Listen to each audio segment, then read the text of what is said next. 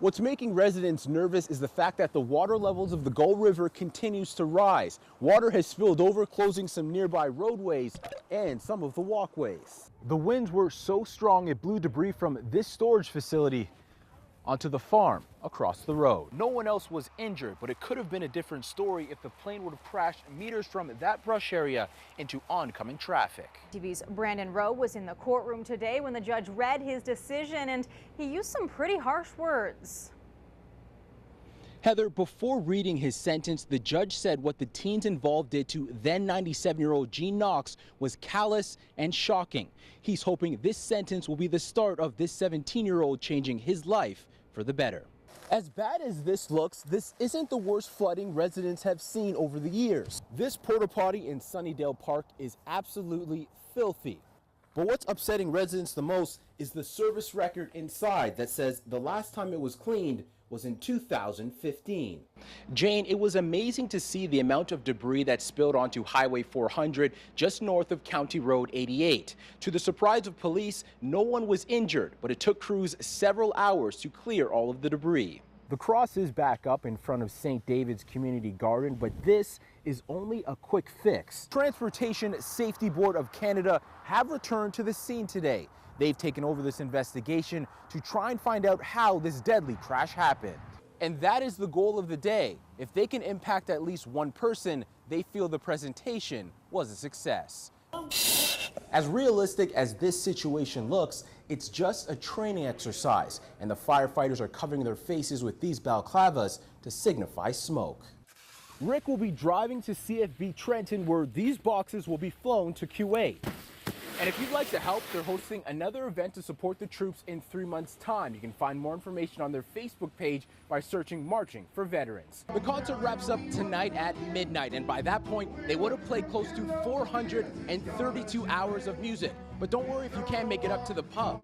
They'll be live streaming the event on the Epidemic Music Group website. The Georgina Fire Department said today went so well, they'll be back next year to work with these students. In true Mr. Delaney fashion, the entire day wasn't centered around him. After the dedication ceremony, the focus shifted to the students and continuing to promote Mr. Delaney's effort to bring positive change throughout the world. At the end of the day, every athlete is walking away with one of these gift bags.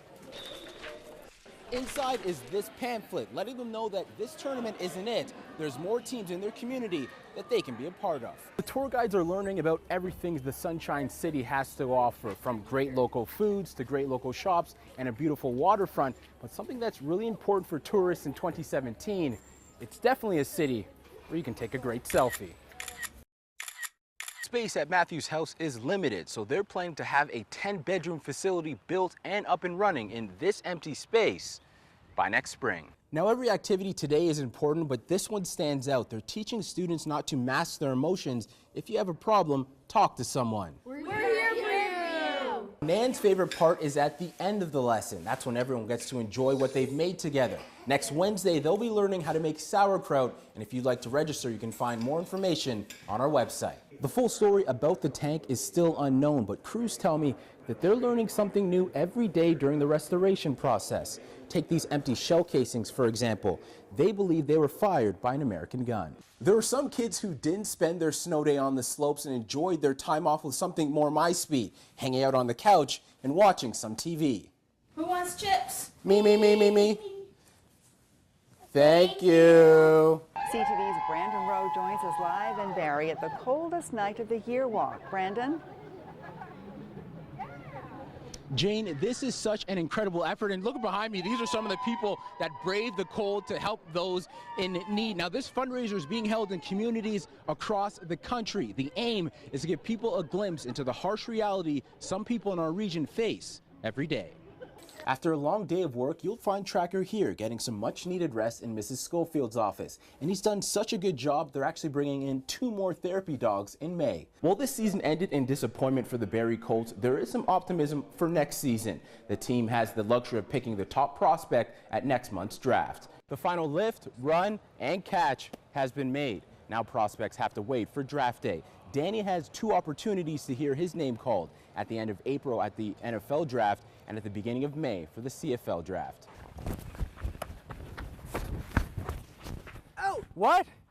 All right, obviously his project still has a few bugs. He'll have to fix them before he flies out on May 13th. If he wins, he'll be eligible for a $75,000 prize, and he'll be the third Canadian to win this international competition in the last 3 years. The Renegade Derby Dames are always looking for new players, new sponsors, and new volunteers. And if you'd like to hit someone other than me, visit their website, renegadederbydames.com. The road to 4 IBL championships starts this Saturday for the Barrie Baycats as they host their rivals, the Toronto Maple Leafs, at Coates Stadium. First pitch at 2 p.m. The event runs all weekend, and organizers are hoping more spectators will come out to watch these great young athletes. And hey, you might be like me and learn a few things. Nailed it. Brandon Rowe, CTV News, Barrie.